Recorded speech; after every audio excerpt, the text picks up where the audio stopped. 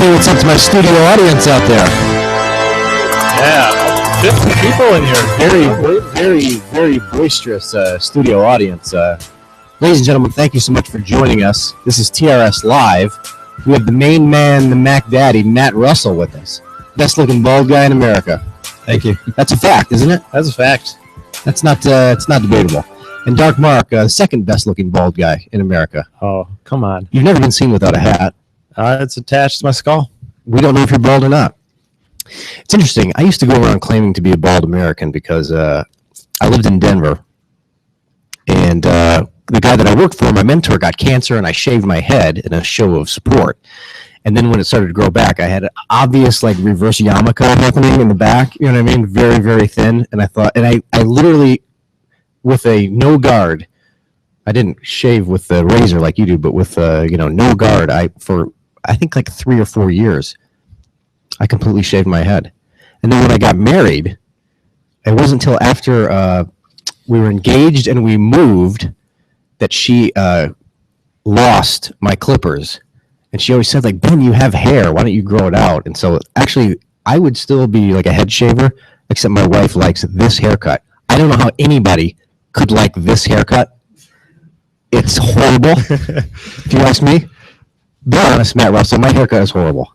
I've broken your balls before. You can tell me the truth. Well, I'll say it's a little easier to keep it clean shaven. You don't have to spend money on shampoo or conditioner. So I don't spend money. That's a pro. I use the Costco stuff. That's Suave. It's Suave. It's not good. Well, folks at home, I want to apologize because in the last two, we had extremely terrible audio quality. I don't know what was happening. It was sounding good coming from the mixer and sounding good into my headset, but from whatever happened, I think we've got it fixed, I hope. So thank you, King of All Technology. I'm going to have my first beer to you. Everyone clap for King of All Technology. And folks, clap for Ironman champion Matt Russell, who is sponsored by Falco, also a sponsor of TRS Racing. You like that bike? It's treating me well so far. Did you ever have back issues? I mean, is that like little flex to it kind of nice, or do you not care? It's more about the aerodynamics. More aerodynamics, but yeah. I mean, it is a comfortable ride. You are a beast on the bike. What are you looking forward to, Saturday? I mean, tactically, what is the game plan for you? Because not a great swimmer, am I wrong? Yeah, I'm still improving on my swim, but yeah, that's my kind of Achilles heel. But generally, you really do get caught up on the bike, and you motor pretty hard, and then you're a really strong runner, an Ironman champion. So, what's the plan? Plan is to swim hard, bike hard, and run hard. That is not an acceptable answer, is it, Mark? We need more details. Oh, I think he's a pro, so I think probably knows more than you. I would draft shamelessly on the bike if I were you. Mm-hmm. 10 meters applies to everyone else, not you. I would get right up behind somebody like Sanders, which you caught up to that group at Galveston. Yeah, I rode with him for the first, I think, 13 miles, and we were pushing 381 watts. That's what I was pushing. Jeez. So, but I didn't know that at the time because my power meter wasn't working. Right. And his wasn't either. It was a plague. Yeah. Yeah. Everybody I interviewed after the race, none of the power meters were working. Yeah. What was going on with that? You think aliens? I don't know. Or was it that GPS tracking device they stuck you with? I thought it was that, but I don't think it was. I think it was just kind of I'm not sure. I want to find a way to blame WTC for it, but we don't care. Yeah. Who cares if you didn't have your power? You can race without it. How long have you been shaving your head, by the way? Were you did you go bald pretty early? The first year I finished, first year of triathlon, I had hair. The first year I finished Kona. So 2010 I started. 2011 was my first year at Kona, and I had hair. Then a few weeks after that, I shaved for Ironman Arizona, which was 2011. So since then, it's been clean shaven. I think a guy can look great bald so long as he's in shape. If you got a good body, if you're ripped up, you can shave your head. If you got a dad bod like me, it doesn't work. It doesn't work. What does our studio audience think about this? Agree? All right. Of course you agree. Hey, something that's pretty important to you, according to Dark Mark's research, your mom had ALS. Yes, she did. And you do the Blaze Man roll every race. I've never noticed you do that, but Isn't it? What is your? Is this a joke, Mark? Yeah, don't read that joke. But talk to us about that. I mean, are you involved with that foundation? My first Ironman that I ever did, I raised money and awareness for ALS, and every single Ironman I do in memory of my mother, and I do the roll at the end, the John Blazeman roll, in memory of her and others who have lost or are battling with ALS. It's like the most horrible disease ever. It is. My mother had it for a total of 5 years, which is a pretty long time That's a span. long, yeah. So from age 8 to 13, I dealt with that, and I learned a lot from it, and helped made me become a better person. I mean, the first experience I ever had with it was reading Tuesdays with Maury. Yep. The Mitch Albom book, where he talks about like his college professor, and like, man, when you read about this story, it's devastating. I can't even imagine what that was like to go through. Well, that's awesome. You're racing for your mom. Will you be giving her a win this weekend? She'll be very disappointed if you don't win, I believe. I go out there to do my best, and if that's first or if that's 10th, I'll lay it all out there. 2-time world duathlon champion. That's not world, National duathlon champion. I need to talk to Dark Mark about his research again. Pretty sure it says national on there. 2-time duathlon world champion. Matt, you read that. Oh, that's Zach's fault. I think the best I ever did at Worlds, I think I finished 5th. So that's pretty strong.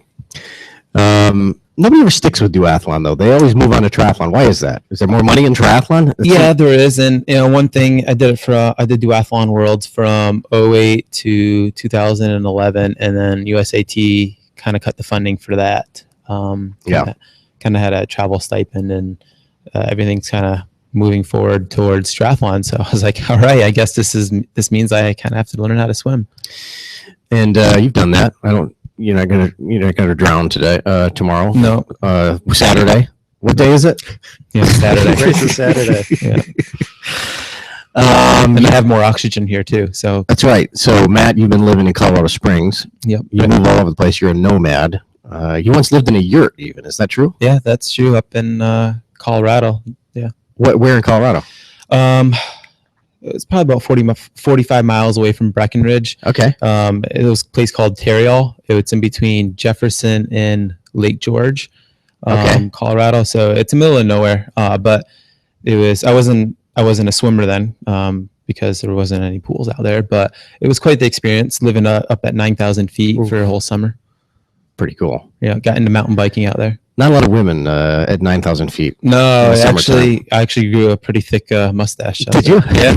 I had a competition going with a couple other guys, and a few women that live up there.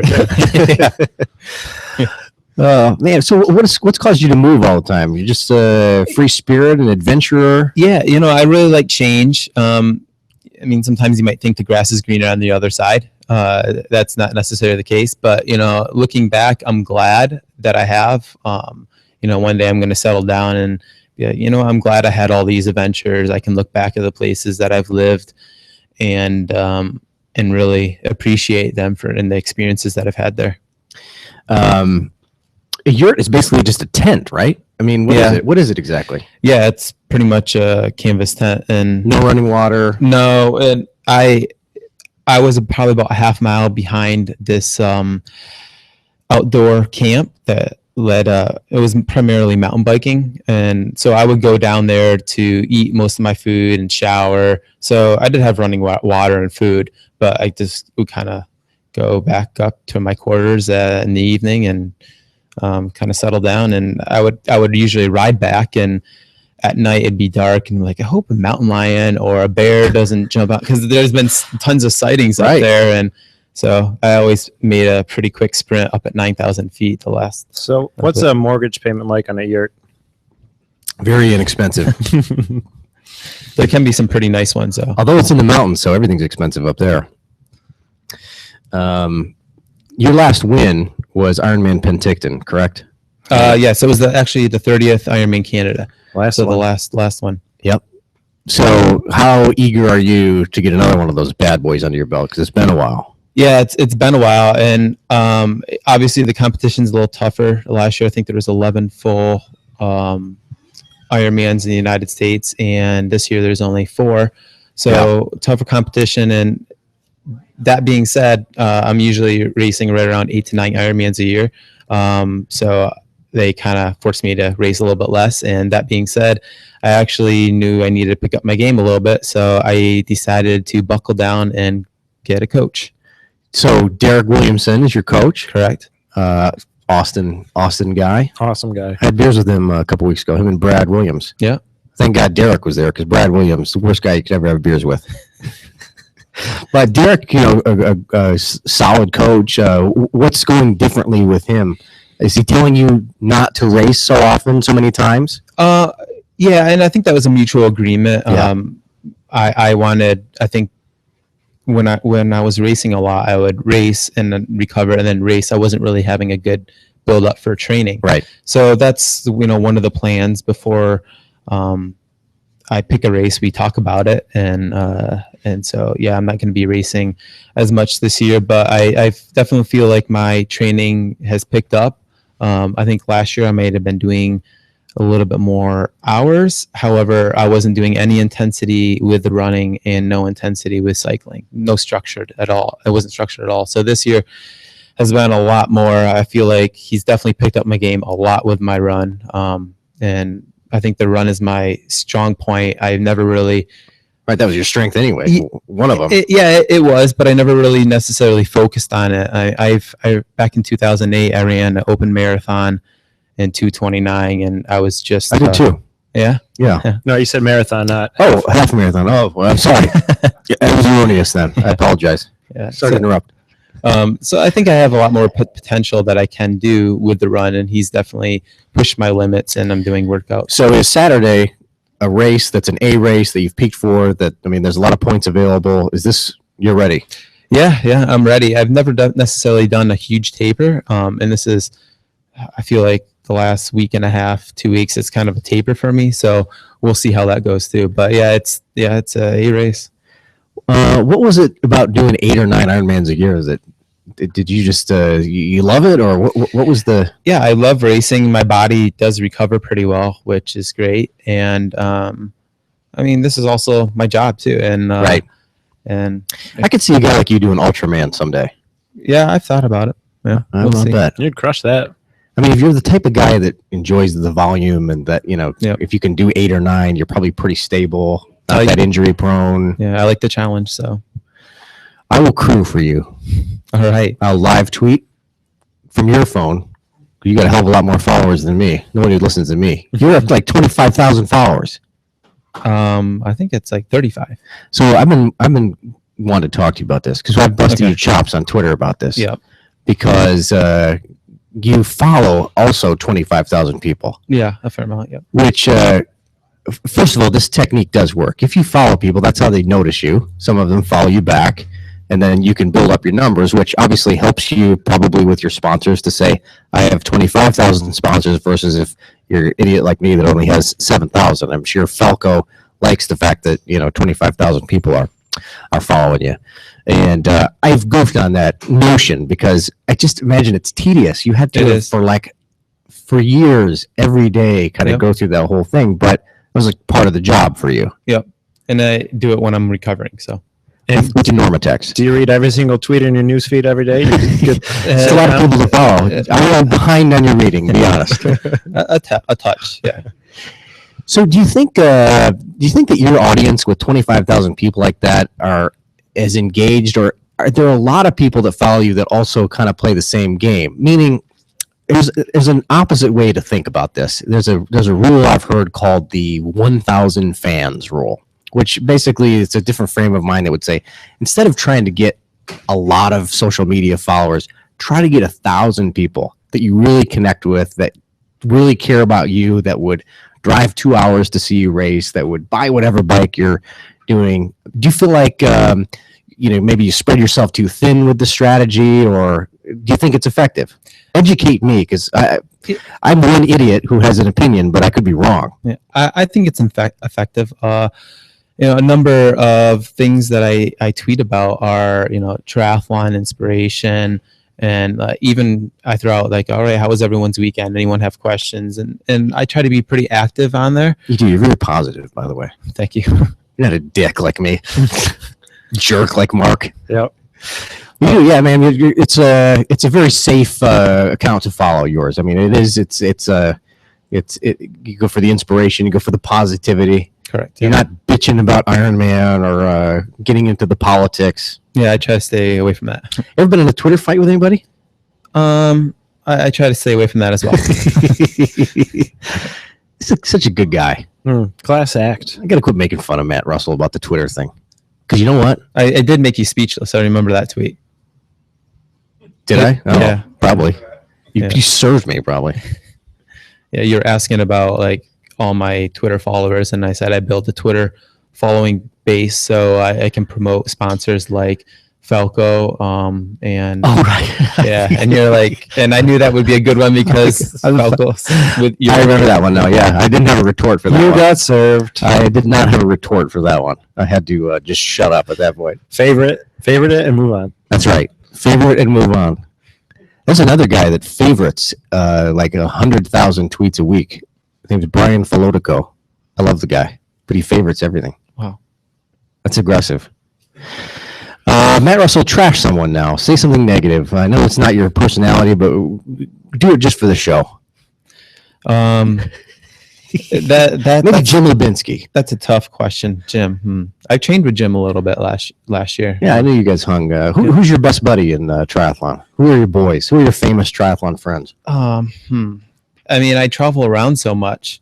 I mean, I hang out with some age groupers that are pretty good too. Oh, Pretty yeah? good guys, yeah. I don't associate with age groupers.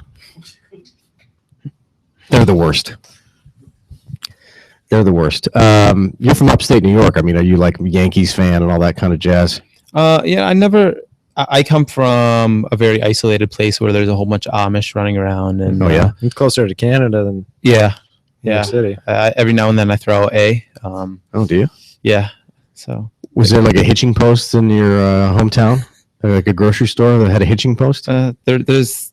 there's not even a stoplight. You ever So dated an Amish chick growing up? no, one of my friends did marry one though. Oh, really? That's hot. Yeah. I like that. Probably the obedient type. Did he have to convert, or did she? She converted. Yeah, okay. Oh. Rumspringa, they call it. You can convert to Amish. Sure, why not? Oh. Convert to anything. King of all technology. As good as you're doing today, you might as well convert to Amish because you're horrible at technology. You screwed up my first two shows. What's that? No, you're doing a great job. We love you. I'm just kidding. For a while, you had the same coach as Ryan Hall. Is that true? Ryan Hall. Yeah, I know who he is. Same coach. I don't think so. No. Mark. Oh, your research. They were both coached by God for a little bit. Isn't that correct? By who? God. Oh, is God your coach? Oh, I get it, Mark. Okay, I gotcha. That's yeah. good. That's not true, is it?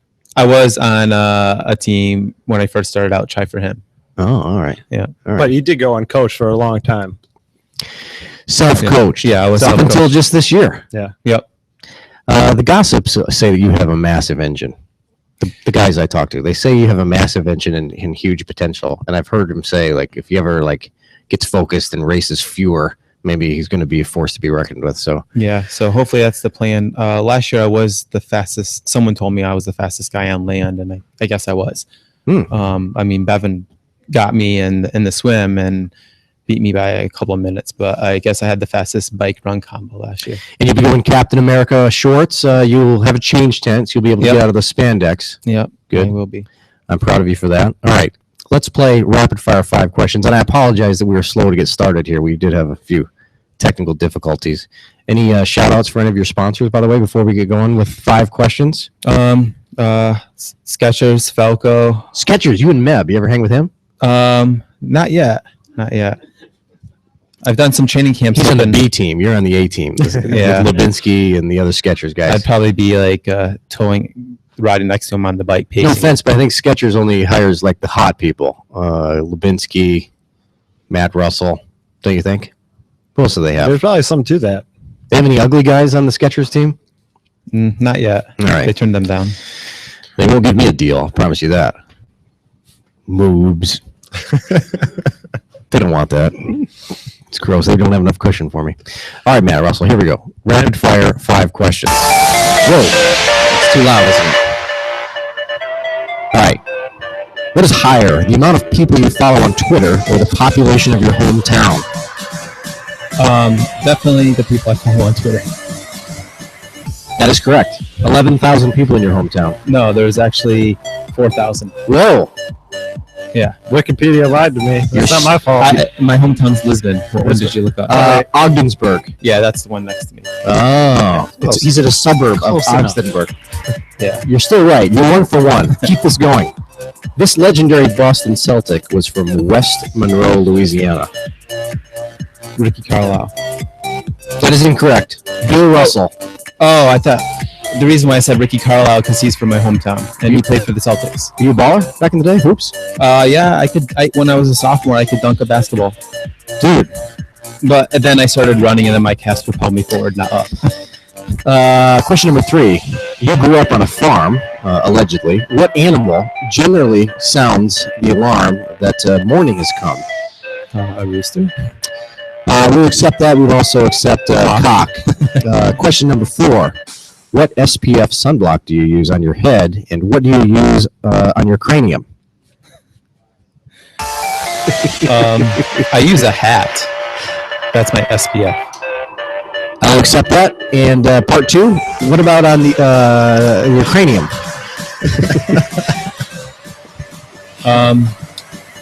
Gonna have to pass on that one. I don't know. That is acceptable. That is the correct answer. Final question, Matt. All the pressure is on. This is a line sprint with Lionel Sanders and Ferris Al-Sultan. Could happen Saturday. Have you ever offended any veterans by running in sweaty, tiny American flag shorts? Not yet. They always cheer me on. That is correct. There's no evidence that any veterans have ever been offended. All right, Matt, thank you so much. I want to thank BSX Insight, our sponsor. Stop the Pricks, people like Mark and I. It's a great lactate threshold sensor. You don't have to bloody up your ear hundreds of times for a workout to get a test. Costs $100 for a single-use test. Instead, you just wear this calf guard, and I know all you triathletes love compression socks and calf guards. Will you be wearing compression on Saturday? I will be. What Compress sport. Compress Sport. Yeah. All right, everybody follow Matt Russell. What's your Twitter? Matt Russell Try. At Matt Russell Try. Thanks, brother. Appreciate it. Good to meet you Thank again. you. I saw you at Galveston, but thanks for sitting down with us. Thanks. All right, brother. Good luck. Good luck. All right.